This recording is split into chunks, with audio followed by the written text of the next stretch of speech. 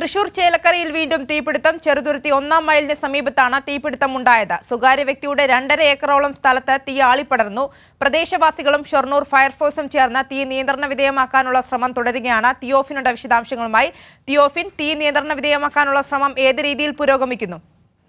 ആര്യ, ഫയർഫോഴ്സും നാട്ടുകാരും ചേർന്നാണ് തീയണയ്ക്കാനുള്ള ശ്രമങ്ങൾ നടത്തുന്നത്.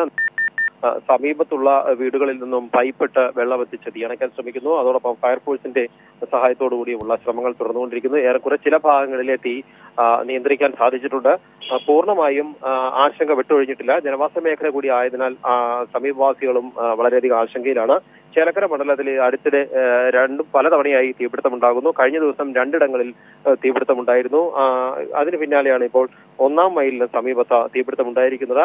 ഏതാനും ദിവസങ്ങൾക്ക് മുൻപ് പെട്രോൾ പമ്പിന് സമീപത്ത് ചേലക്കരയിൽ ഉൾപ്പെടുന്ന പ്രദേശത്ത് തന്നെ ഇത്തരത്തിലൊരു തീപിടുത്തമുണ്ടായിരുന്നു. അവിടെയും ജനങ്ങളും ഫയർഫോഴ്സും ചേർന്നാണ് തീ അണച്ചത്.